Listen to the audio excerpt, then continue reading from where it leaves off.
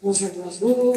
On va commencer cette série de discussions, de tables rondes, de conférences avec cette table ronde qui sera introduite, dirigée par le grand et l'immense Morad Bouteflika. Ça commence bien. Cette table ronde s'intitule The Casablanca Art School Archives and History, a Research Journey Leading to Museum Projects. Donc, l'école des archives, de l'école des archives et l'histoire de l'école des beaux-arts de Casablanca,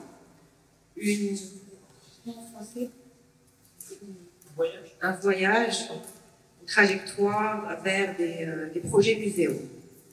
Donc, we're going to speak in French, essentially, mainly, but we will have some translation into English.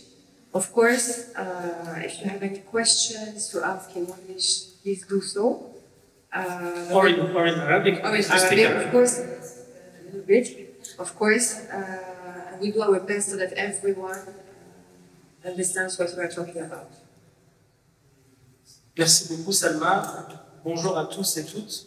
Très heureux d'être parmi vous. Merci d'avoir saisi l'occasion et de prendre le temps de se réunir ici. Dans un lieu assez mythique, puisque c'est dans cette coupole au parc de la Figuera qu'avaient lieu plusieurs événements construits et fabriqués entre les professeurs et les étudiants de l'école des beaux-arts de Casablanca dans les années 60, en pleine période postcoloniale, puisque, pour un bref rappel, l'artiste Farid El-Karia avait pris la direction de l'école des beaux-arts de Casablanca en 1962. Il avait fait venir Tony Maraini et Mohamed Merili en 1964, juste avant l'arrivée de Mohamed Cheba, qui allait devenir aussi un pilier de cette école postcoloniale dès 1965, et aussi l'arrivée d'une autre figure qui est aussi rappelé dans cet espace et dans les différentes installations, qui était Bert Flint. Évidemment, tous les gens que je viens de citer, la plupart nous ont quittés à différents moments, et c'est toujours très, très douloureux, très triste de voir les compagnons de cette grande aventure, évidemment, nous quitter. Ça rajoute à chaque fois à notre responsabilité d'essayer de transmettre une partie de leur héritage intellectuel, artistique, anthropologique, architectural, parce que les domaines et les champs d'activité des artistes de cette école étaient vraiment très variés, très déployés. Vraiment, je pense qu'on n'aurait même pas assez d'une heure ou deux pour rappeler tous les champs d'intervention dans lesquels ils ont opéré. Donc j'ai la chance pour cette petite rencontre publique avec vous tous et toutes d'être accompagné par finalement notre groupe de recherche avec plusieurs chercheuses et curatrices qui ont participé depuis au moins une bonne dizaine d'années, depuis à peu près 2014, peut-être un petit peu avant, 2013, 2014, à toute cette recherche qui a pris du temps. Il faut aussi prendre un peu de recul et réaliser effectivement le temps qu'a pu prendre cette recherche et qui sera toujours imparfaite, qui sera toujours incomplète d'une certaine façon, mais qui a quand même pris beaucoup de temps, en tout cas pour nous, depuis une dizaine d'années déjà. Donc, pour les citer, pour les présenter, ma collègue Madeleine de Colnet, ici à mes côtés, qui travaille avec moi dans la structure Zaman Books and Curating, et qui donc a contribué à mettre en place beaucoup de dispositifs, des archives qu'on peut voir réunis dans cet événement ici à Casablanca, et aussi qui a contribué à toutes les expositions qu'on a déjà pu organiser dans des musées et qui continuent d'être organisées dans plusieurs musées à travers le monde sur l'école de Casablanca. Ma collègue Fatima Zahra Lagaïssa, ici à ma gauche, qui a travaillé plusieurs années au musée national d'art moderne et contemporain Mohamed VI à Rabat, à qui on doit des expositions rétrospectives de Ahmed Cherkaoui et d'autres artistes, et qui Mohamed Sheba, qui était une rétrospective qui avait eu lieu à la Cultural Foundation de Abu Dhabi. On va essayer au fur et à mesure de la discussion de rappeler les différentes expositions et les différents musées qui ont contribué à toute cette recherche, ne serait-ce que pour ma part, personnellement, si je n'avais pas travaillé pour le musée de la Tate moderne à Londres à partir de 2014, je n'aurais peut-être jamais commencé cette recherche. Et je dois aussi donc rendre hommage, encore une fois, à différentes institutions, différents musées qui nous ont permis, en fait, tout simplement, de nous déployer, de nous déplacer, de nous financer, de faire toute cette recherche, encore une fois, qui a été très longue. Et donc Fatima Zahra, qui aujourd'hui est historienne de l'art et commissaire d'exposition indépendante, et notre collègue Maud Bousset, qui est aussi à nos côtés ici, que je remercie d'avoir fait le déplacement depuis Rabat pour être à nos côtés, qui est aussi une chercheuse et une commissaire d'exposition indépendante, qui a aussi beaucoup d'expérience avec les institutions, notamment les institutions allemandes, puisque, encore une fois, dans ce paysage institutionnel, il faut citer tout le travail qui a été fait par la Haus der Kultur in der Welt et qui est aujourd'hui continué par des institutions comme le KW, comme Chris, qui est parmi nous, qui perpétue aussi cette recherche, ce paysage institutionnel. Donc Maud faisait partie des collaboratrices de Marion van Osten, qui était une chercheuse allemande extrêmement courageuse, très forte dans sa démarche, dans son approche de chercheuse, qui malheureusement nous a quittés il y a à peu près 3 ans. Et donc Maud pourra aussi nous parler en fait de l'importance de cette collaboration qui remonte même à 2008 avec le projet colonial moderne qui avait été exposé ici à Casablanca et à Aubervilliers à Paris. Enfin voilà, toute une continuité d'événements. Et bien sûr notre collègue Salma Lamou, à qui on doit en fait toute cette configuration dans laquelle on est accueilli ce week-end et qui va durer pendant 2 mois. Et qui est quand même un acte de bravoure de sa part exceptionnel d'avoir réussi à mobiliser en fait à mobiliser la municipalité de Casablanca, tous les acteurs de la ville, les acteurs municipaux, politiques, patrimoniaux, pour que tous ces lieux dans lesquels on est en train de se balader depuis hier soir, et on va continuer tout le week-end, j'espère, avec ce très beau programme, vraiment plein de dimensions différentes, que ce soit le cinéma, que ce soit l'artisanat, que ce soit l'urbanisme, que ce soit même la psychiatrie, avec la très belle installation de Abdeslam Ziouziou dans l'annexe de la cathédrale, qui ajoute toute une dimension avec l'histoire de la psychiatrie, voire même de l'antipsychiatrie, à l'intérieur de cette épopée, de cette aventure des artistes de l'école de Casablanca. Donc vous voyez déjà, ne serait-ce que pour essayer de résumer un petit peu les gens qui étaient à l'initiative de cette recherche, ça prend déjà un certain temps. On va avoir une discussion spontanée qui n'a pas été préparée, on n'a rien prévu de spécial, justement parce qu'on essaye d'avoir une discussion assez libre tous ensemble. On aimerait aussi pouvoir peut-être commenter plusieurs des installations qui nous entourent. C'est un petit peu difficile parce qu'il y a beaucoup d'artistes et de curateurs qui ont contribué à ce programme.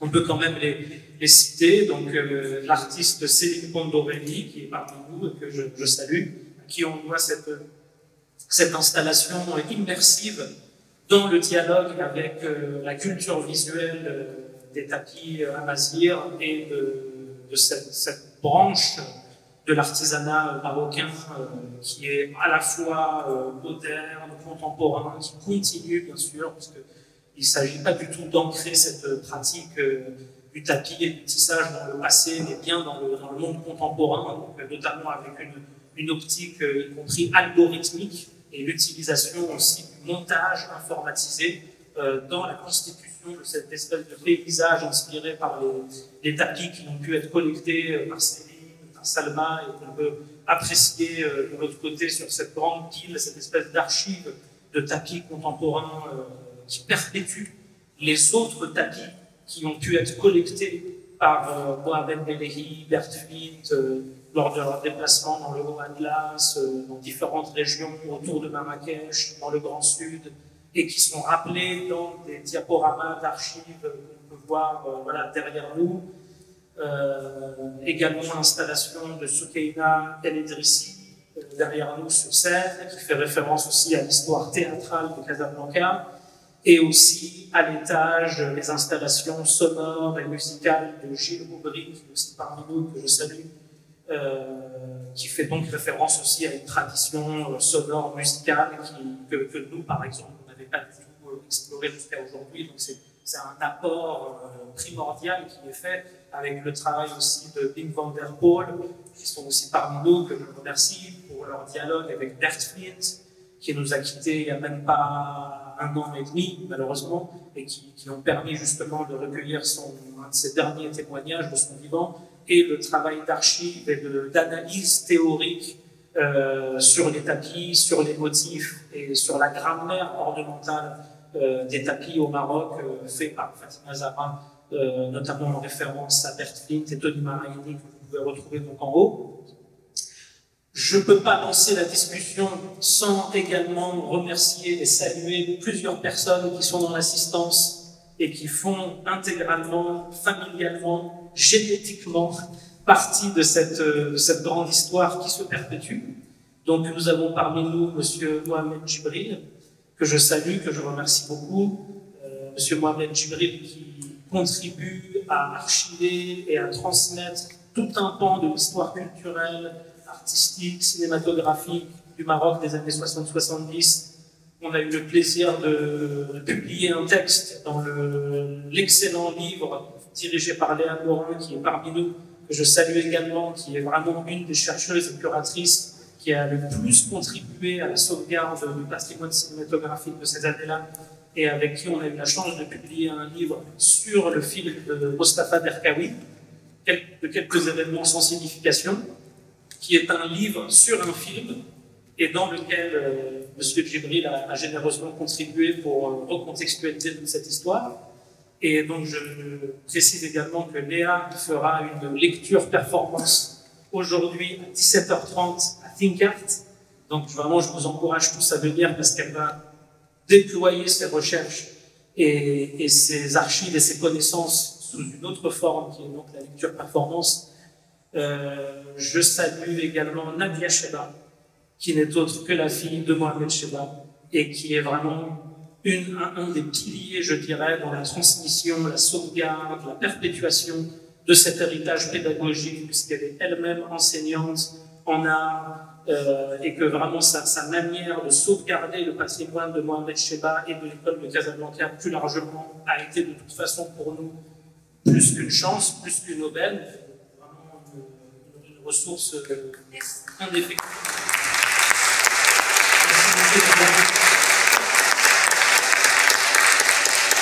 Nadia a aussi rédigé plusieurs textes qu'on a pu lire à différents endroits, sur des sites internet dédiés à l'école de Casablanca dans différentes publications. Bien sûr, et je salue également Youssef Nelehi, qui est le fils de Mohamed Nelehi, qu'on a le plaisir d'avoir parmi nous, qui est un grand architecte, à qui on doit plusieurs bâtiments, plusieurs infrastructures dans plusieurs villes du Maroc et ailleurs, qui perpétue aussi d'une certaine manière le lien de l'architecture qu'avaient tous ces artistes, puisque Mohamed Nelehi lui-même, comme Mohamed Cheba, avait aussi une activité de design d'intérieur et de travaux liés à l'architecture. Je suis vraiment très heureux que Youssef Nelehi soit parmi nous. Je salue également son fils, qui est parmi nous et qui est donc le petit-fils de Mohamed Nelehi et qui va certainement lui aussi, à sa manière, perpétuer cette histoire.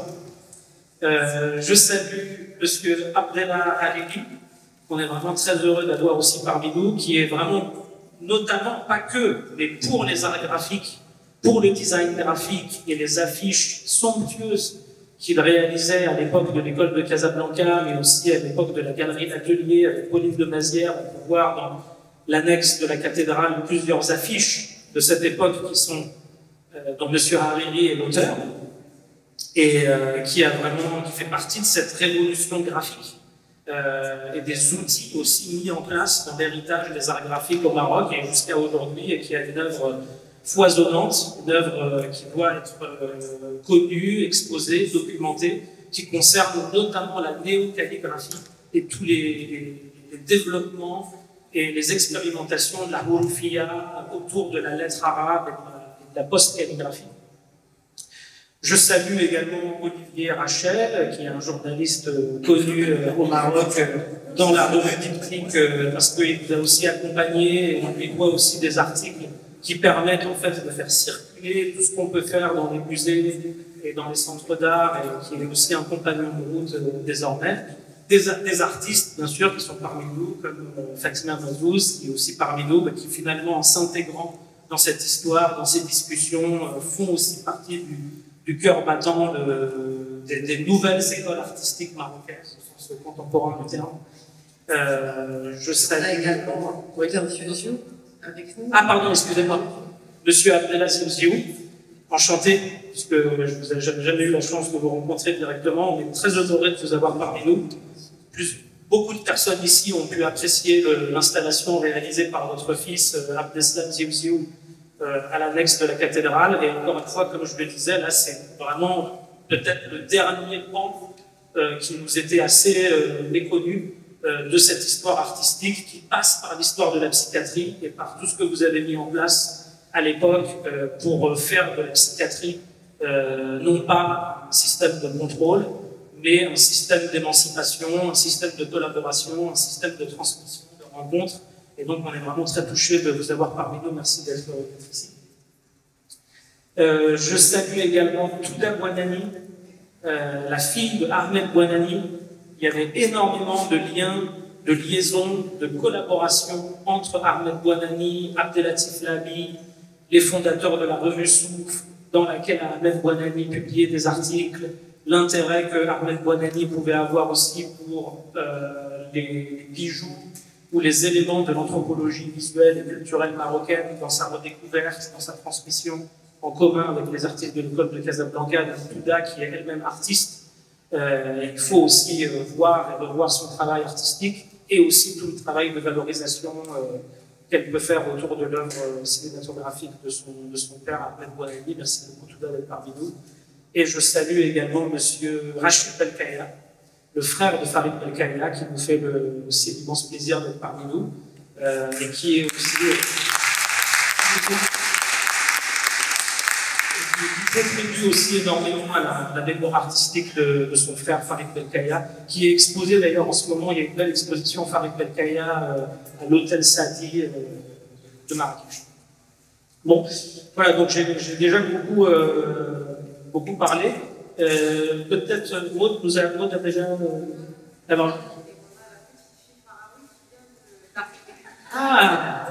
alors, enchanté.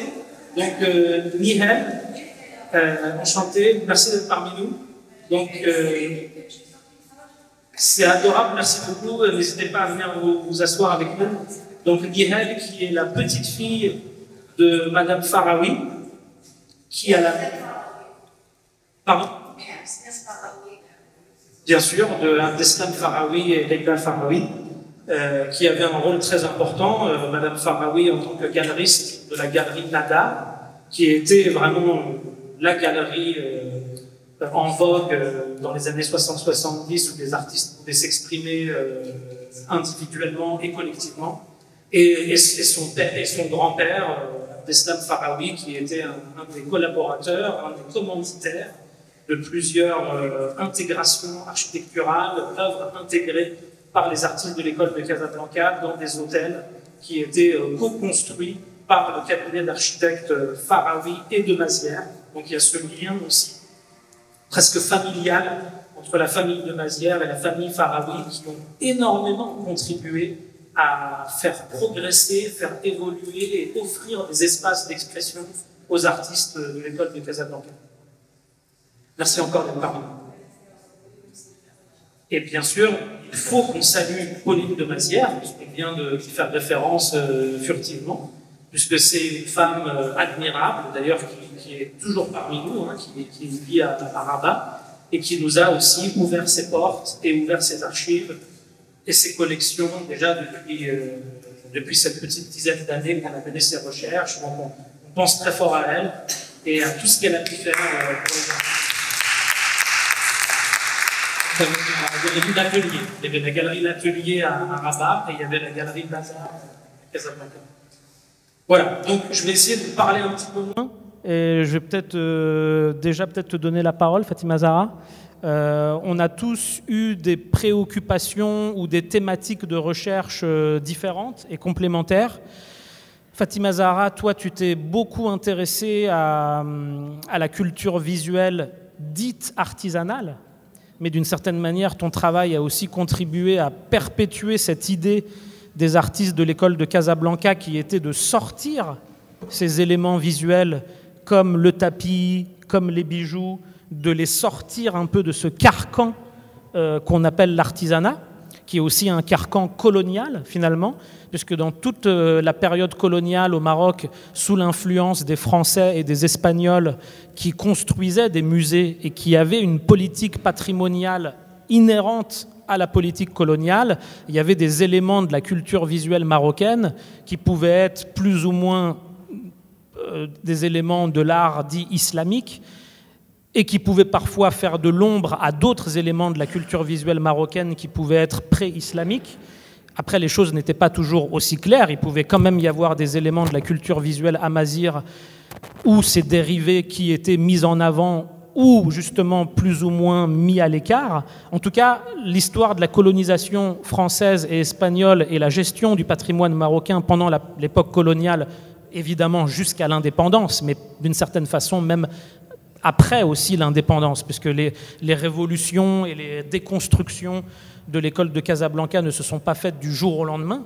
Il y a quand même cette idée que tout ce patrimoine était soit un peu caché, soit mal compris, soit mal étudié, soit sous-estimé, toujours dans une optique artisanale, décorative, des choses qui les réduisent un peu et que les artistes de l'école de Casablanca ont contribué à réactualiser, redonner la force, retrouver la force, la puissance visuelle et même la créativité de ceux qu'on appelle les artisans et dont on a rarement les noms inscrits sur le bijou ou sur le tapis. Est-ce que tu veux, à partir de ces réflexions, nous dire un petit peu comment toi tu as abordé toutes ces questions et quels ont été les défis théoriques auxquels tu as fait face pour produire beaucoup de textes que tu as écrits, les éléments de recherche que tu as apportés ici? Est-ce que tu veux nous donner un petit rappel de comment tu es arrivé dans cette histoire et comment tu l'as abordée, quoi? Spontanément, j'ai envie de dire non, après la présentation écrasante d'histoire et de poids et d'émotion, donc je me sens toute petite. Je remercie vraiment toutes les personnes qui nous ont suivis aussi, parce que beaucoup d'aide et de justesse dans le regard. Pourtant, il est branché. Closer, ok, bon. Donc, j'ai presque envie de évidemment te répondre et de réagir, mais d'un espace de discussion qui a été instruit de nos échanges ce matin, notamment avec Fatima Mzmoz, mais aussi avec Inka en marchant, et de nos réflexions aussi depuis hier, donc des réflexions qui sont très jeunes, mais en même temps des échos très, très vifs de ce qu'on commence déjà à voir comme urgence ou comme nécessité, qui sont d'ordre de l'écriture de l'histoire de l'art. Et de méthodologie pour écrire cette histoire de l'art qui nous intéresse tous et qui nous mobilise tous autour de certains objets de pensée. Pour ma part, à savoir Maghreb Art, donc une revue culturelle, publication de l'École des Beaux-Arts de Casa, qui a constitué un peu le terrain d'élection de toutes ces réflexions et de tous ces questionnements autour des objets de la culture matérielle, qui n'étaient pas appelés en tant que tels à l'époque, mais qui avaient déjà commencé à initier une véritable mutation dans la qualification, la définition, l'appellation même de ces objets, avec cette idée évidemment de les sortir de ce que tu as nommé carcan et de les déplacer peut-être, de les déterritorialiser ou de les relocaliser en tout cas vers un autre champ de réflexion et d'étude, donc qui n'est plus ou qui n'était plus souhaité être celui de l'ethnologie ou de l'anthropologie coloniale, mais de les ramener vers le champ de l'expérimentation à la fois plastique, vers le champ de l'histoire de l'art et peut-être aussi vers le champ d'une anthropologie plus actuelle, plus contemporaine, de l'époque des grands protagonistes qu'ont été Tony Marini et Bert Flint. Alors, pourquoi Maghreb Art à un moment donné? Parce que j'ai compris ou j'ai ressenti que c'était vraiment un espèce de, peut-être de nœud de cette histoire de l'école des Beaux-Arts où s'écrivaient une ou plusieurs autres histoires, parce que les voix sont multiples, les récits sont multiples aussi au sein de cette revue, et qui venaient un peu complexifier, parfois même opacifier la lecture que j'avais pu avoir de manière un petit peu rapide sur cette expérience. Moi, jeune diplômée qui rentre au Maroc et peut-être en passe et en attente d'une histoire un peu, d'une histoire de l'art un petit peu glorifiantes peut-être de ces années 60-70 que je ne connaissais pas et dans lesquelles j'ai projeté aussi beaucoup de réussite, d'une utopie qui avait été pensée, qui avait été même accomplie et assouvie par certains moments. Mais donc Maghreb Art est venu même m'opposer à certains prismes de lecture que je m'étais forgé du fait de la rareté des documents, du temps de la recherche tout simplement qu'une recherche de ce type-là demande en fait. Donc depuis qu'on a lancé aussi le projet d'écriture de ce livre auprès de toi et avec Selma également et Maud qui est à côté, Maghreb Art s'est vraiment imposé comme un territoire un petit peu de recherche plus précis en ce qui me concerne. Pour cette exposition-ci, je vais peut-être parler de manière plus concrète aussi, ce que vous pourrez voir ou ce que vous avez déjà vu à l'étage.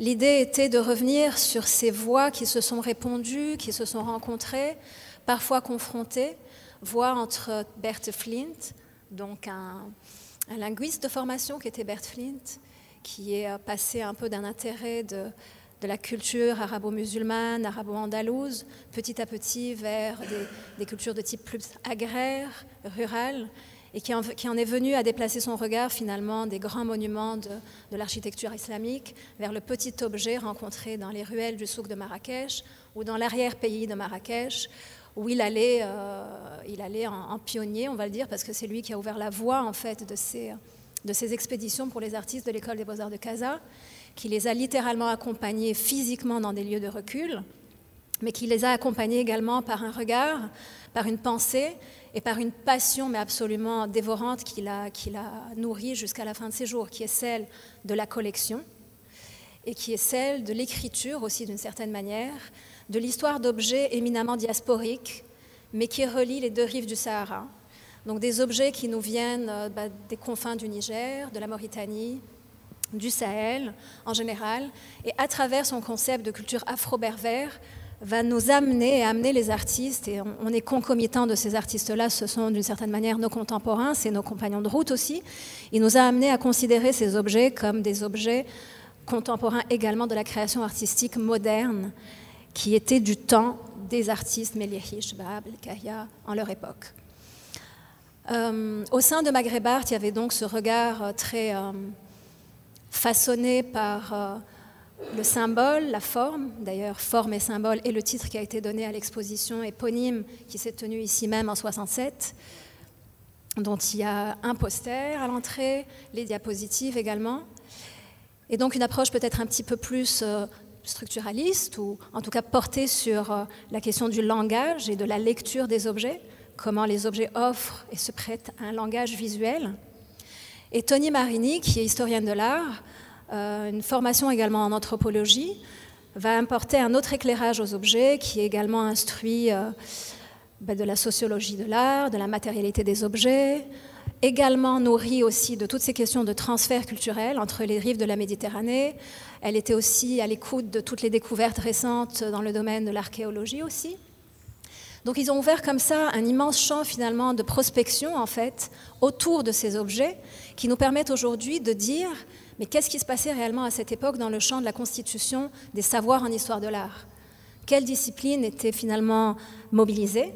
Quels outils de pensée et quelles méthodologies étaient là pour finalement non pas uniquement apporter une nouvelle lecture à ces objets, mais ce qui m'intéresse davantage moi, c'est de savoir comment cette histoire de l'art postcolonial naissante, comment elle était nourrie de pratiques du faire, parce qu'il est question aussi d'être sur le territoire et sur le terrain, et de fabrique, donc la fabrique de l'histoire de l'art, comment elle se crée, à partir de quels objets et à partir de quelles notions. Et là, dans ce dispositif, ce que j'essaye de faire, c'est d'amener les voix de Toni Marini et Bert Flint à travers un dialogue fictionnel, mais qui aurait pu exister pour autant, vu qu'il s'agit de fragments de leurs textes, des années 60, 70 jusqu'à 90, à imaginer à ce qu'aurait pu être un dialogue autour de ces objets qui problématiserait leurs deux approches. Donc évidemment, il faut prendre un petit peu de temps de lecture. Il y a aussi une dimension de l'ordre de la subjectivité qui a été la mienne dans le choix de ces fragments, mais qui, je l'espère, invitera aussi les gens à avoir de libres associations aussi entre les fragments de texte et les objets, et essayer justement de mieux comprendre ce contexte à la fois conceptuel et aussi de recherche pratique qui a donné peut-être naissance à ce qu'on est en train de questionner aujourd'hui, qui est cette fabrique de l'histoire de l'art postcoloniale. Et ça serait effectivement un travail à poursuivre. Et là, je reviens sur cet échange que j'ai eu avec Fatema Mzmoz ce matin, qu'on est là aujourd'hui, les mains dans la pâte, et qu'il faut effectivement commencer à vraiment coucher noir sur blanc cette écriture depuis des objets comme ceux que propose cette exposition-ci, en fait. Donc, je m'arrêterai là-dessus. Et puis, je passe le micro à la prochaine. Merci beaucoup, Fatima Zahra. Non, oui, j'avais envie effectivement d'enchaîner avec Maude. On applaudit, bien sûr.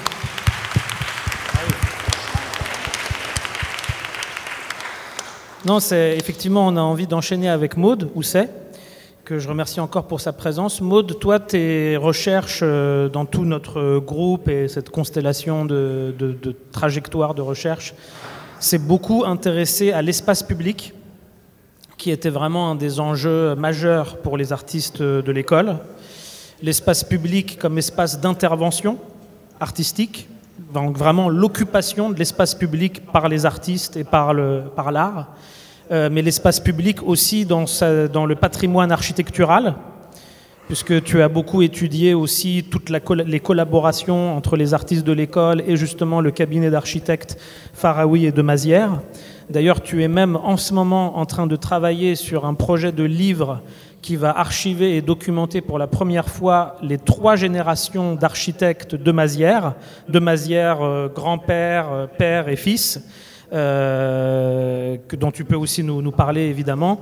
Et du coup, voilà, je voulais te donner la parole, peut-être à la fois pour que tu nous parles de comment cette question de l'espace public et du patrimoine architectural, de la manière dont tu t'y es confronté, et un petit peu comme pour Fatima Zahra, les enjeux et les défis peut-être que tu as rencontrés dans cette recherche qui continue, parce que finalement, c'est une des grandes qualités du programme élaboré par Salma ce week-end, c'est de montrer que cet espace urbain, il est en constante transformation, à la fois en référence au passé, tourné vers l'avenir. Aujourd'hui, il va y avoir un programme de marche dans l'espace public avec Big Van Der Poel.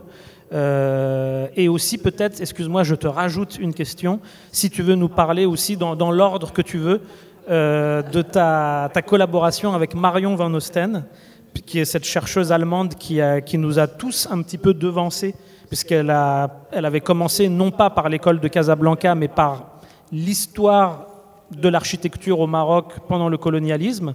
Et elle avait élaboré un projet qui s'appelait Colonial Moderne, qui avait eu lieu en Allemagne, en France et ici à Casablanca, dans l'espace des abattoirs où elle avait exposé ce projet.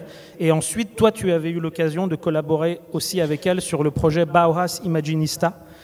Et donc, voilà, je te pose plein de questions en même temps pour que tu puisses librement nous refaire un petit peu ton parcours sur ces questions. Merci beaucoup, Morad. Est-ce que vous m'entendez quand je parle comme ça? Oui, le micro il marche. Ok. Oui, donc effectivement, j'ai commencé d'abord à travailler. En fait, je suis venue à cette recherche sur une relecture ou une histoire de la modernité au Maroc, en rencontrant des personnes. En fait, c'est vraiment beaucoup comme ça que ça s'est fait. Et puis en rencontrant ces personnes, en parlant avec ces personnes, il y a vraiment 2 sentiments un peu qui sont venus.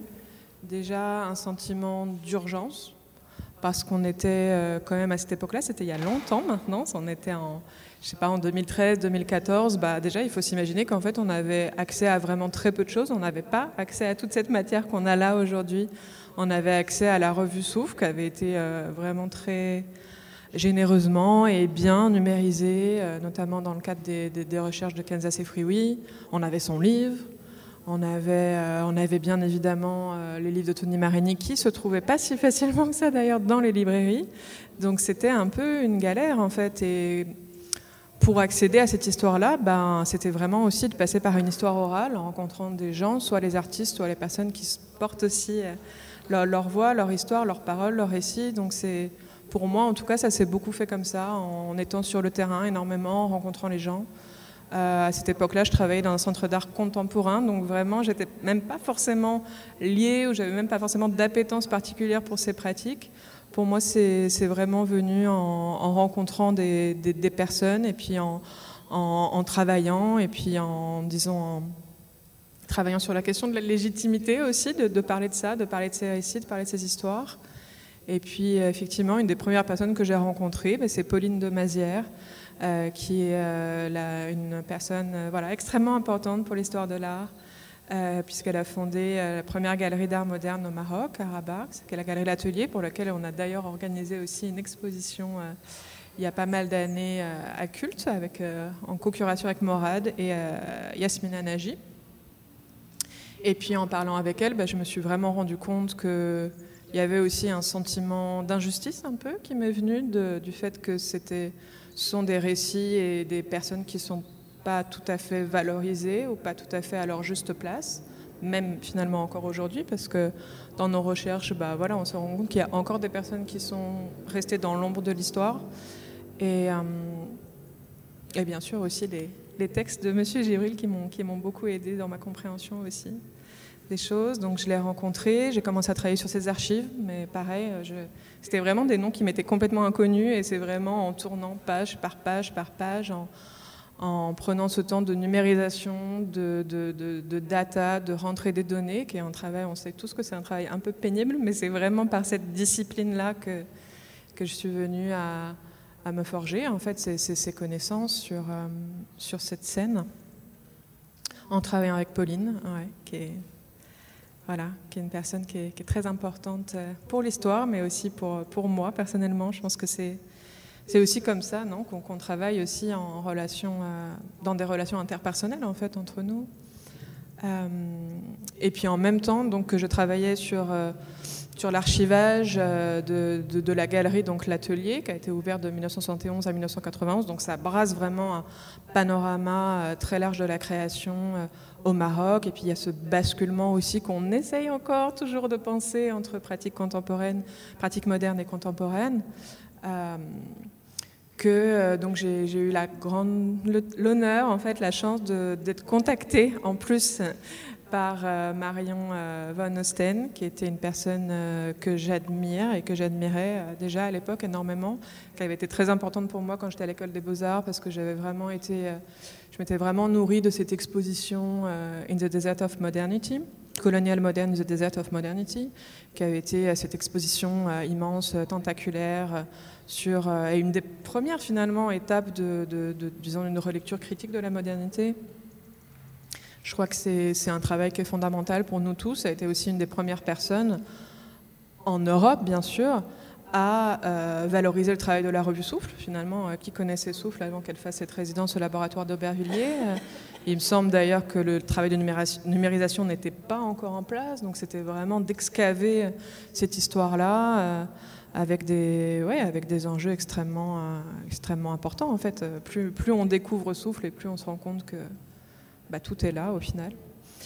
Et donc elle m'a contactée parce que donc à cette époque-là, il commençait déjà à travailler. Je dis déjà parce que c'était en 2016, je pense, 2015 ou 2016, et il commençait déjà à travailler sur le programme Bauhaus Imaginista, qui a seulement été exposé dans 2021-22. Donc ça a vraiment été un travail pareil de recherche. Et donc pour parler un petit peu de Bauhaus Imaginista, l'idée c'est une relecture aussi, de réfléchir justement au phénomène dont tu parlais, Fatim Zahra, de traduction culturelle, de lien entre des pratiques, puis d'imaginer une sorte de Bauhaus un peu à la dérive et qui viendrait flotter dans d'autres horizons. Mais après, il y avait aussi des relations très concrètes, bien évidemment, d'artistes, d'intellectuels du mouvement Bauhaus qui se sont exilés ou qui ont vécu pendant plusieurs années au Japon, aux États-Unis, au Liban, etc.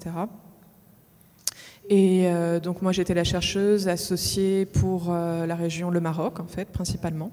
Et puis on a commencé à tisser des liens. Alors là aussi ça s'est vraiment fait petit à petit à la recherche de sources primaires, de matériel prouvant un petit peu cette relation. Donc ça a été aussi tout un travail de longue haleine. Et puis finalement c'est vrai peut-être un des liens les plus concrets, ça a été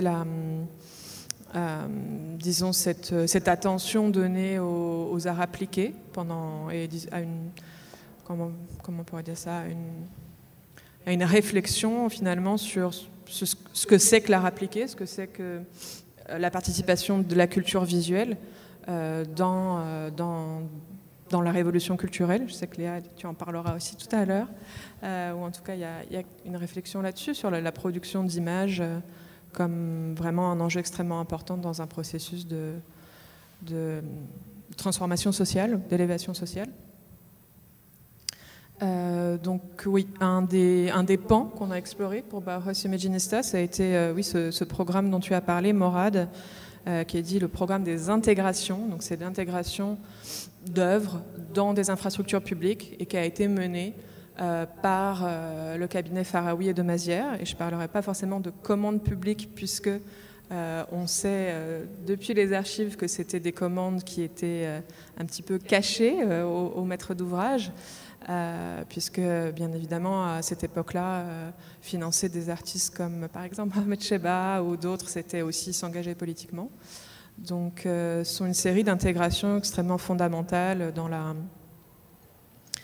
compréhension de ce que c'est qu'une œuvre en dialogue avec l'espace public, en dialogue avec la société. Et c'est un des pans qu'on a exploré. Voilà, je pourrais en parler plus en détail, mais j'ai l'impression que je parle depuis des heures déjà. Merci beaucoup Maud. On t'applaudit aussi pour tout ce que tu as fait et les différents articles que tu as déjà publiés. Donc, encore une fois, tout ce parcours de tous ces collègues qui ont uni leurs forces depuis une dizaine d'années pour se connecter avec les témoins de cette histoire et mettre en valeur leur expérience, leurs souvenirs, leurs archives, leurs connaissances, continue à se développer. Et on a cité plusieurs projets concernant aussi bien l'histoire de la galerie L'Atelier que l'école de Casablanca dans une forme de mondialisation des modernités postcoloniales à laquelle les musées allemands ont pas mal contribué, mais aussi les musées anglais comme la Tate moderne. D'autres institutions continuent aujourd'hui, hein, comme je disais, le KW de Berlin, la Sharjah Art Foundation aux Émirats qui va bientôt accueillir l'exposition sur justement la période historique que nous avons organisée, qui a lieu en ce moment à la Tate St. Ives, au sud de l'Angleterre, qui va donc voyager à Sharjah au mois de février prochain et qui voyagera également à Francfort au mois de juillet 2024. On a la directrice des expositions du musée de Francfort, Esther Schlicht, qui est avec nous, que je salue également, qui va donc contribuer, elle aussi, à perpétuer et à faire connaître à un public toujours plus large et toujours plus mondialisé cette histoire de l'art marocain dans la période postcoloniale.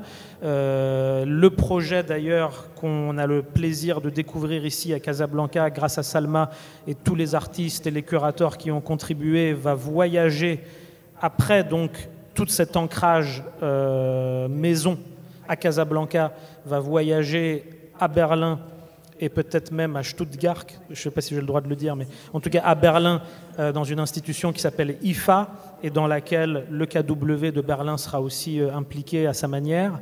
Et on pourrait citer encore d'autres expositions qui ont eu lieu ou qui vont avoir lieu, puisque honnêtement, je le dis aussi par comparaison avec d'autres pays, que ce soit les mouvements postcoloniaux ou les avant-gardes iraniennes, égyptiennes, irakiennes, soudanaises, et je pourrais prendre encore beaucoup d'autres exemples, dans tous ces pays-là, malheureusement, il n'y a pas eu la même synergie, il n'y a pas eu la même communauté de chercheurs, d'artistes, de curateurs qui ont pu se mobiliser autant qu'au Maroc pour que justement aujourd'hui on ait accès à toutes ces connaissances, toutes ces archives, jusqu'à même se relier avec l'école actuellement. Hein. Je crois que toute l'idée de Salma et du groupe des curateurs et des artistes de cet événement, c'était de réincarner, de produire une histoire mais au présent, d'impliquer aussi dans une certaine mesure les étudiants actuels de l'école de Casablanca, comme on peut voir dans l'annexe de la cathédrale.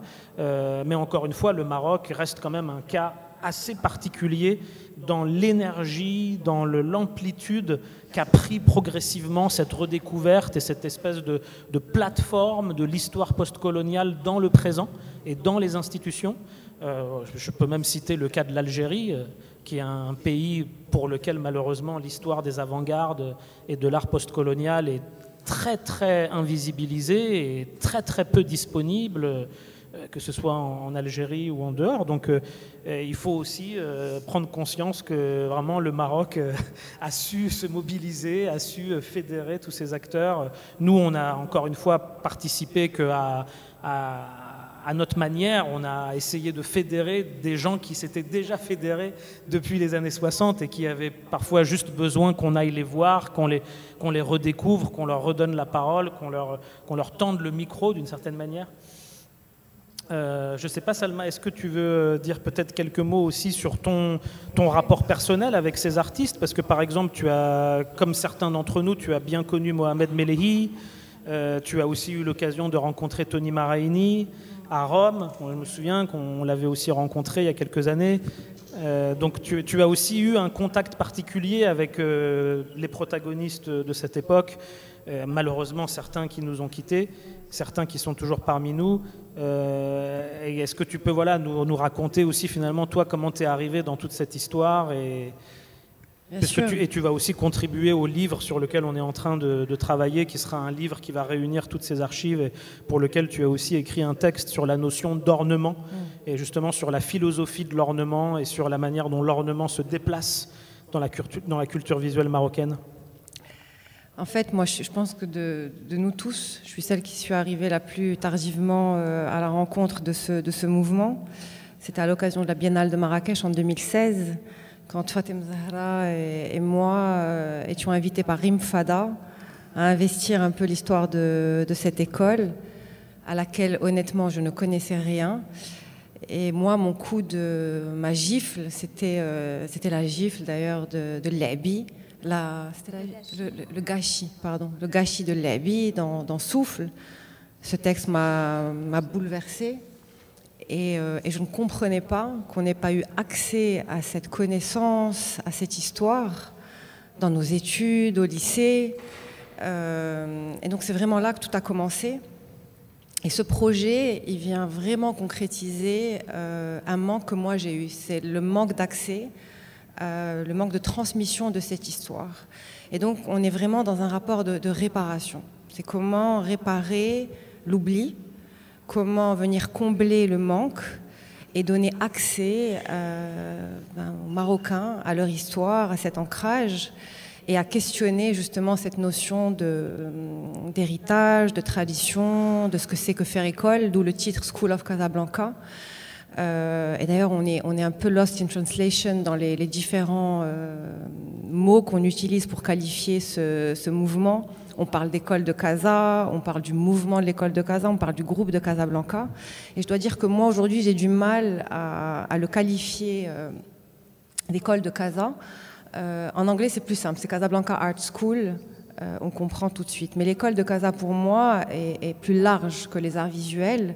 Et cette découverte, là encore, elle m'arrive un peu tardivement. C'est quand j'ai lu ton texte, Mohamed, dans Trilogie marocaine, quand j'ai lu aussi le texte de Labi, dans ce même ouvrage, de cette exposition qui a eu lieu à Arena Sofia. Et je ne réalisais pas à quel point Casablanca avait été le terreau de la modernité culturelle dans toutes les disciplines, que ce soit le théâtre, la musique, l'architecture, le cinéma. Et Labi a cette affirmation très forte qui dit que le Maroc n'aura pas connu de révolution culturelle aussi importante depuis le XVe siècle. C'est dire à quel point ces années 60 sont fondatrices de qui nous sommes aujourd'hui. Et donc, donc même ce projet, School of Casa, qui au départ devait se limiter aux arts visuels, on a commencé à se questionner ensemble, à se dire mais il y a eu beaucoup plus. Et quand on a commencé à chercher dans cette histoire et à commencer à la raconter sous la forme d'une frise chronologique qui devait être petite, on s'est dit on ne va pas se limiter à l'école des beaux-arts de Casa, on va aussi raconter un peu l'histoire culturelle du cinéma, de l'architecture, socio-culturelle en général, mais aussi politique. Et donc cet élan, mais naturel, d'aller chercher différents spécialistes. Donc je me suis adressée à Léa Morin pour l'histoire du cinéma, je me suis adressée à Kenzas Frewi pour l'histoire politique mais aussi littéraire, à l'association Mama pour l'histoire d'architecture, bien sûr à Zemen Books and Curating pour l'école des beaux-arts de Casa. Et donc on raconte toute cette histoire. Et aujourd'hui, tout ce projet est vraiment là pour questionner ce qui fait école. Et cette décennie a été fondatrice. Donc aller chercher dans les différents postulats, dans les différents acquis qu'ils ont posés, ce qui peut nous servir aujourd'hui. Et ce qui est assez bluffant et un peu atterrant aussi, dans le même sens, c'est que les mêmes difficultés auxquelles ils se sont heurtés, les mêmes enjeux qu'ils ont soulevés à l'époque, on les retrouve aujourd'hui. C'est pour ça que moi je pense, bien sûr qu'ils ont fait école, que ce soit dans leur rapport au public, à qui on s'adresse. Ils ont problématisé cette question. L'accès à l'espace public, ils l'ont également problématisé. La nécessité de produire de la connaissance, là encore, ils ont été pionniers. Et donc c'est tout ça qu'on va chercher et qu'on essaye de mettre en avant en invitant des réponses contemporaines liées à différentes problématiques, comme on le voit ici par rapport à la question de l'abstraction comme pratique féminine, la relation à la culture matérielle, sortir dans l'espace public, etc., etc. Donc je vais m'arrêter là et voilà. Je pense avoir un peu tout couvert.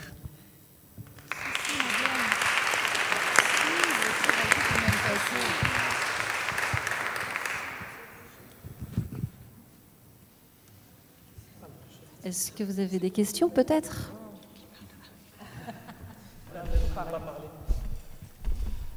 Madeleine a énormément contribué et elle contribue encore au quotidien à réunir toutes les archives, à les indexer, à les légender, à les documenter, à être au contact avec tous les artistes et toutes les personnes, certaines qui sont ici, d'autres qui ne sont pas avec nous actuellement, mais elle est un... Voilà, merci.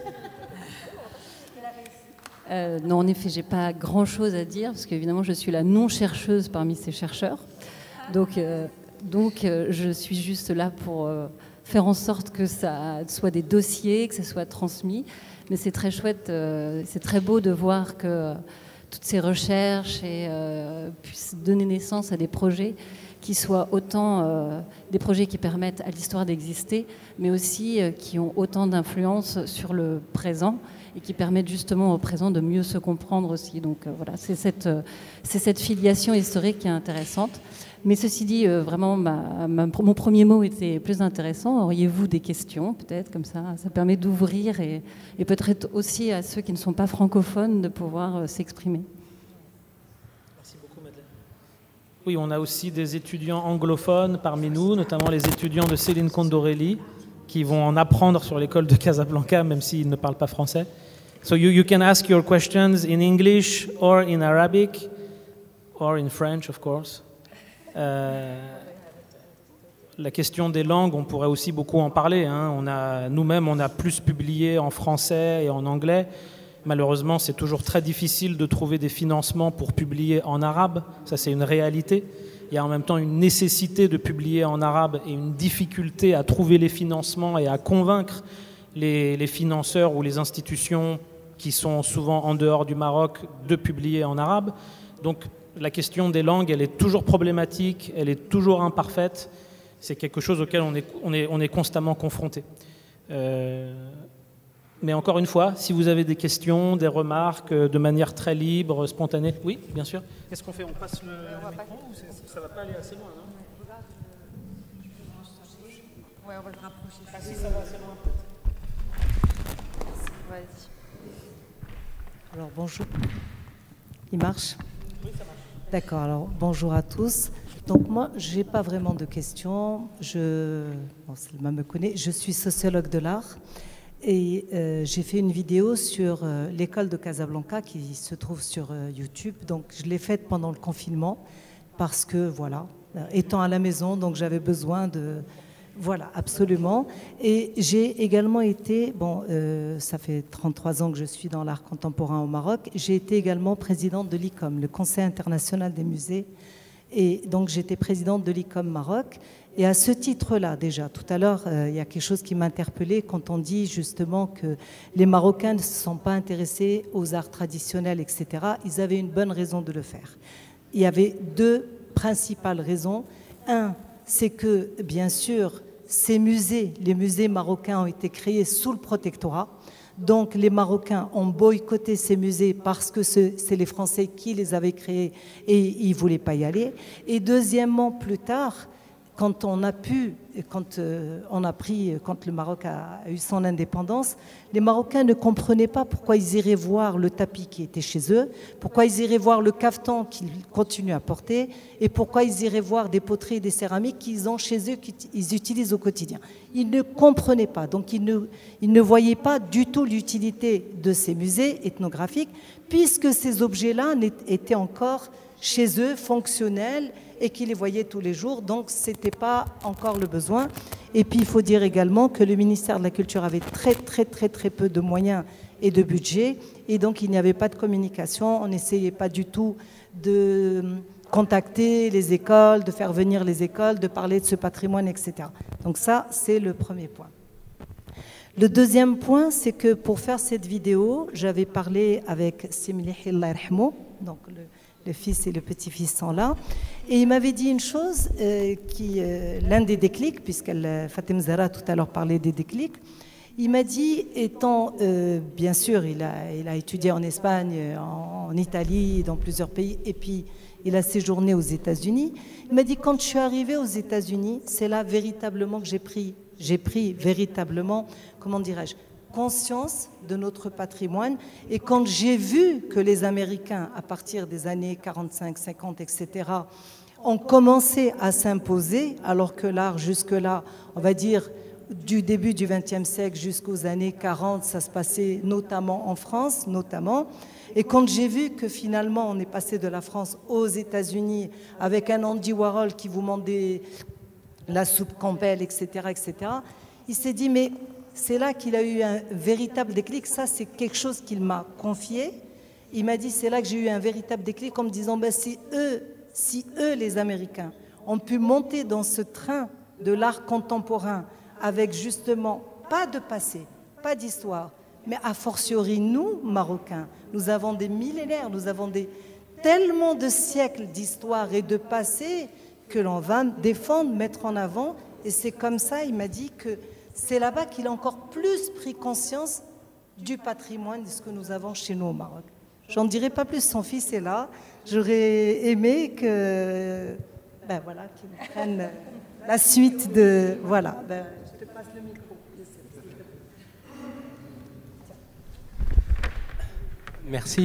Merci Madame Chorfi. Je ne sais pas quoi dire par rapport à ce qui a été fait. Non, mais cette notion de prendre conscience de notre patrimoine, oui, aux États-Unis d'ailleurs, bon, même personnellement, on est en partant faire mes études en France que je me suis rendu compte qu'on a un patrimoine exceptionnel architectural, puisque bon, mon rayon d'intérêt c'est l'architecture, et surtout cette notion d'intégration dans l'architecture de beaucoup d'autres expressions, hein, les expressions artistiques bon, qui sont du domaine de l'artisanat, dans les anciennes demeures et les châteaux, enfin les palais.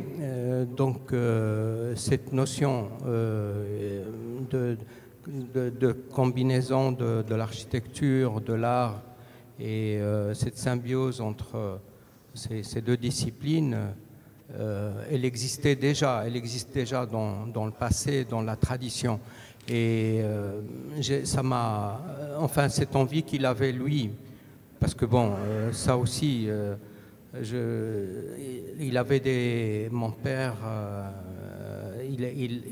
c'était un artiste, mais en même temps, il s'intéressait beaucoup à l'architecture et à d'autres domaines, enfin, en dehors aussi de l'architecture. Mais en parlant de l'architecture, il m'a fait découvrir le mouvement du Bauhaus, que je ne connaissais pas, et c'est comme ça que j'ai compris que, en fait, il n'y a pas de limite dans le design et dans la créativité, que la créativité peut exister dans différents domaines, l'architecture, le design, le mobilier, les objets, tout ce qui est peut faire partie de ce qui est visuel, enfin le cinéma, etc., et qu'il y a une symbiose et une horizontalité d'influence entre ces différentes disciplines, et que c'est ça qui fait la richesse, en fait, d'une civilisation, d'une culture et d'un mouvement, enfin le mouvement moderne. Nécessairement, il passe à travers aussi cela. Et c'est de cela que peut devenir sa richesse ou sa pauvreté. Moi, je pense que quand on commence à créer des frontières, des scissions entre différentes disciplines, différents modes de production, de créativité, c'est là où les choses s'appauvrissent. Or, et je reviendrai encore à notre tradition, c'est-à-dire à notre culture, ces disciplines étaient... enfin, il y avait une homogénéité. Hein, elles s'interagissaient, que ce soit pas uniquement dans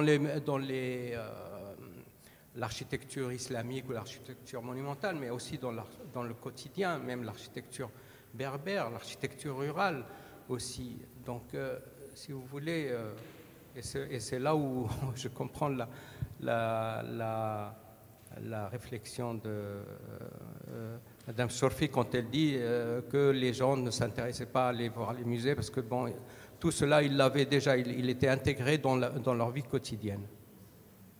Voilà. Merci.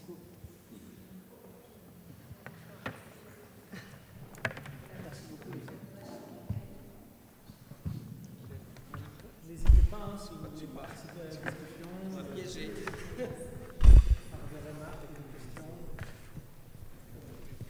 Peter, oui. Just a remark. Sorry, I cannot speak in French, but just a remark because, you know, this separation between the disciplines, that's the colonial thing, you know, in the whole history. That's what colonialism did, going to the global south, explaining traditional art to something which is not that worth than other things of cultural expression which were coming from Europe. So that was actually the colonial move in the whole history, and to repair this, that's what should happen now, what is ongoing since several years. So that's just a remark to what you said.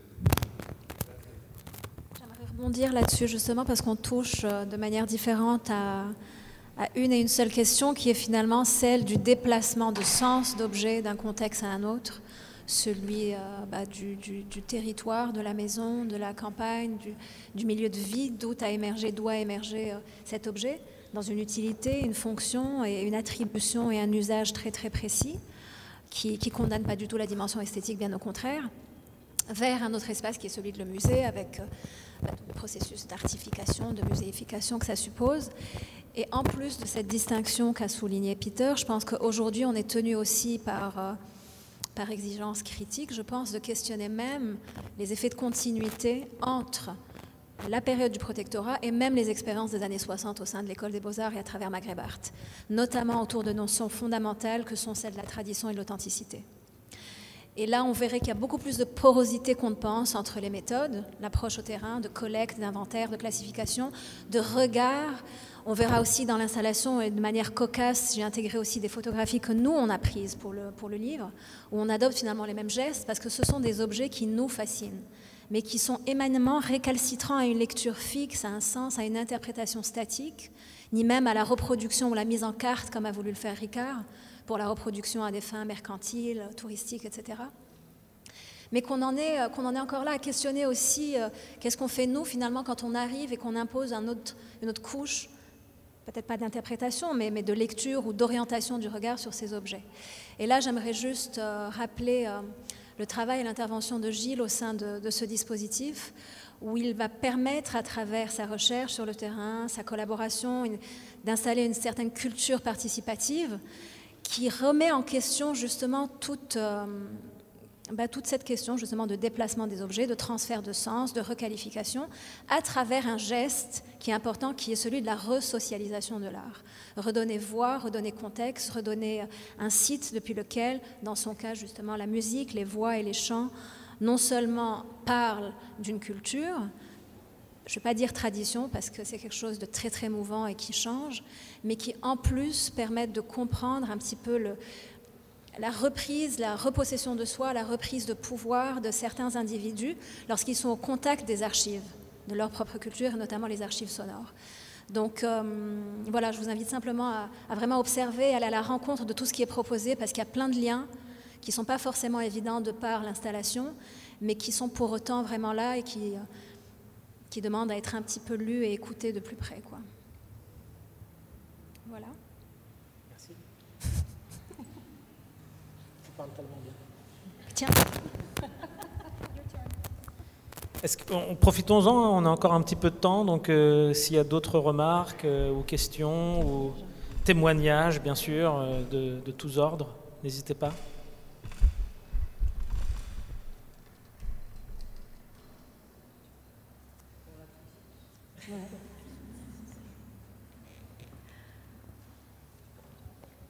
Non, vous n'avez pas de questions? Ou des interrogations ou des exclamations?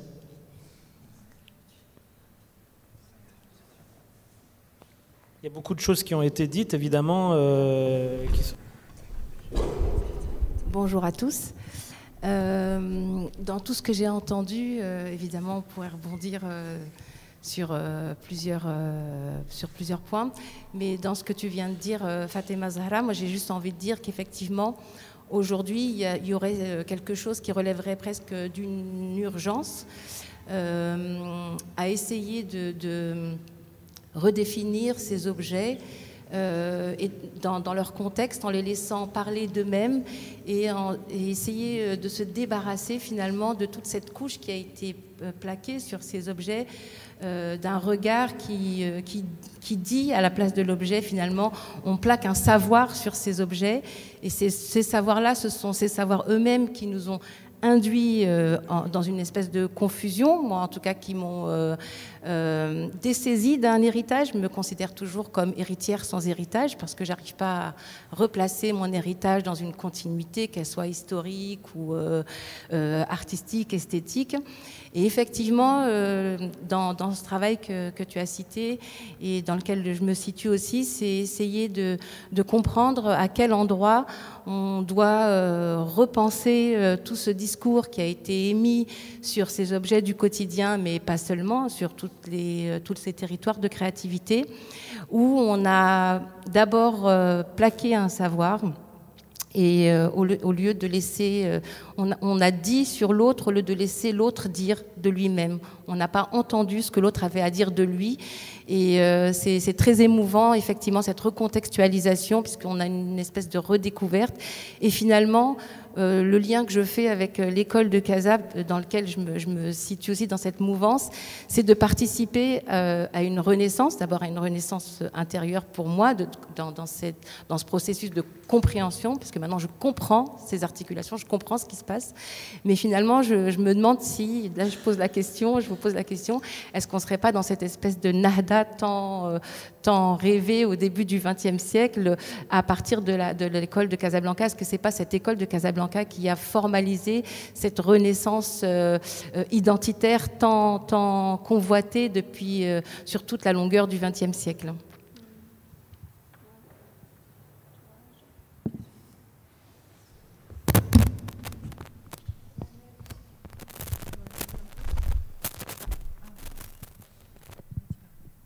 Mais le lien entre le petit dialogue là, qui s'est établi de Fatima Zahra à Fatima, c'est quelque chose de très délicat. C'est cette manière de comprendre qu'il n'y a pas le colonialisme, le postcolonialisme et un espèce de monde libre dans lequel les idées et les objets évolueraient sans aucune contrainte. Mais c'est qu'au contraire, la logique postcoloniale implique d'avoir encore presque un pied dans le colonialisme, à travers certains gestes, à travers certains choix, à travers certaines attitudes, méthodes, et qu'on ne peut pas se dédouaner ou se décoloniser en un jour. Et la décolonisation elle-même, qu'elle soit culturelle, politique, esthétique, n'est pas une espèce d'utopie qui arrive encore une fois ex nihilo sous prétexte que l'indépendance a été décrétée. C'est en fait une espèce de work in progress parce qu'il y a toujours des forces qui nous contraignent, il y a toujours chez nous-mêmes des formes des biais biais de lecture qui viennent d'une histoire contrainte, d'une histoire avec des rapports de domination et de laquelle nous ne sommes pas totalement innocents. Et donc c'est sûr que c'est une espèce de work in progress permanent, donc une espèce de renaissance permanente ou de renaissance ponctuelle par rapport à des formes de contrainte ou des rapports de domination qui existent toujours.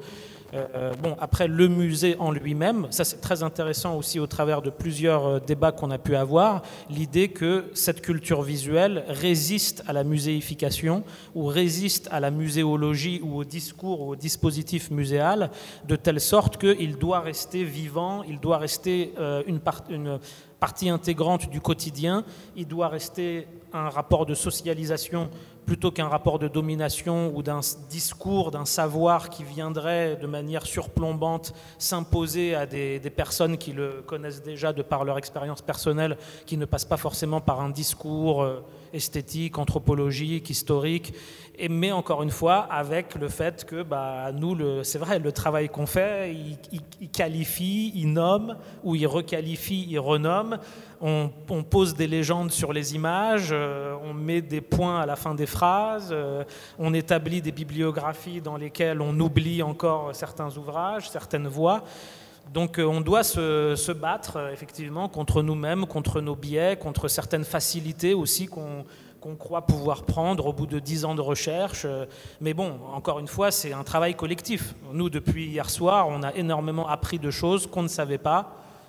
Que ce soit grâce aux interventions liées à tout le travail de M. Ziouziou ou beaucoup d'autres choses qu'on peut voir ici, et des interlocuteurs qui continuent à nous apprendre et à nous faire désapprendre. Donc ça, c'est une responsabilité collective de ne pas croire qu'on est arrivé au bout du chemin et de ne pas croire que toutes les forces contraintes et les rapports de domination se seraient résolus entre guillemets comme par magie, sous prétexte qu'on est dans un monde libre. Bon, alors que bon, en plus dans la période dans laquelle on est, on sait bien qu'on n'est pas du tout dans un monde libre. Donc voilà, pour finir sur une note un peu plus pessimiste. Je vais juste rebondir sur ce que tu viens de dire. C'est d'autant plus complexe que ces formes de domination, elles nous habitent. Et elles ne sont pas extérieures à nous, elles sont en nous. Et dans ce que tu dis, dans le fait de se débarrasser, en tout cas de ce rapport de force et de cet héritage colonial, moi j'en suis arrivée aujourd'hui dans ma recherche à me dire que en tout cas, la décolonisation, si elle doit exister, elle ne peut pas exister effectivement sur ce rapport frontal ou binaire. La colonialité, moi j'en suis arrivée aujourd'hui, m'habite et elle fait partie de mon identité. Et m'en défaire, ce serait m'atrophier aussi. Je peux juste parler en 2 minutes d'un travail que je fais autour des archives et de la carte postale.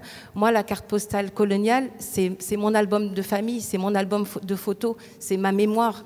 Je ne peux pas savoir, je ne saurais jamais ce qu'aurait pu être ma grand-mère ou mon arrière-grand-mère si je n'avais pas ces cartes postales qui m'amenaient, en tout cas, du vivant. Et donc, du coup, pour tout cet héritage esthétique et artistique, puisque ce sont des photographes français ou espagnols qui ont réalisé ces cartes postales, s'ils n'avaient pas existé, je serais complètement coupée du XXe siècle, de ce qu'aurait pu être ma branche familiale. Donc je suis très heureuse d'avoir ces cartes postales. Je travaille, je les brode, les débrode à travers des trames photographiques. Mais pour moi, c'est pour dire à quel point ce rapport de domination coloniale est tout sauf frontal et binaire. Il est beaucoup plus complexe. Et à vouloir décoloniser à tout vent, c'est extrêmement dangereux. Est-ce qu'on n'est pas encore en train de faire de l'oubli? On n'est pas encore en train d'effacer notre mémoire? Donc moi, je crois que véritablement, il y a une urgence aussi à regarder notre histoire coloniale, mais avec une bienveillance et plus être dans ce rapport de force, nous-mêmes d'incarner ce rapport de force.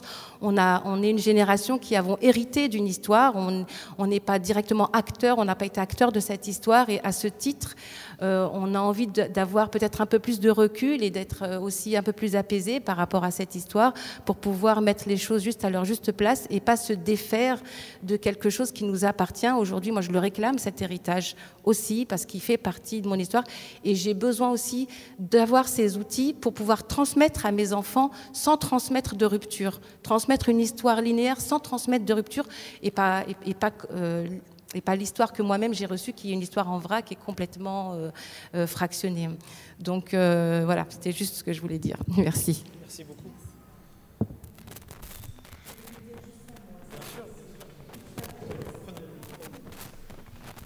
Je veux juste, je suis d'accord, je partage entièrement ce que tu es en train de dire, mais ce que je voulais dire, c'est que le Maroc a une chance, c'est que les arts traditionnels sont encore vivaces dans notre pays. Je veux dire, on continue, vous allez rentrer dans une demeure et vous allez trouver encore le salon marocain, vous allez trouver encore Senia ou le Bred, et vous allez trouver encore le caftan de la grand-mère qu'on va porter maintenant que ma fille à 24 ans va se marier, elle portera le caftan de la grand-mère, vous allez trouver la broderie de Rabat et de Tétouan, etc., et les poteries et les ceci. Vous allez en Tunisie, les Tunisiens ont perdu tout ça. C'est-à-dire dans un intérieur tunisien, c'est extrêmement moderne. Alors que chez nous encore, la tradition est là, elle est vivace. Et ça, c'est notre chance. C'est tout ce que j'avais envie de dire. Merci. On va clôturer cette table ronde. Je vous remercie d'avoir été présent jusqu'au bout. On reprend à 15h pour une marche qui aura lieu à partir des colonnes de Buren à 3 o'clock. Yeah. Et c'est une marche qui sera dirigée par Ahmed Dahmani de l'association Mama et qui va durer en moyenne 1 heure, 1 heure et demie. Voilà, merci, à tout à l'heure.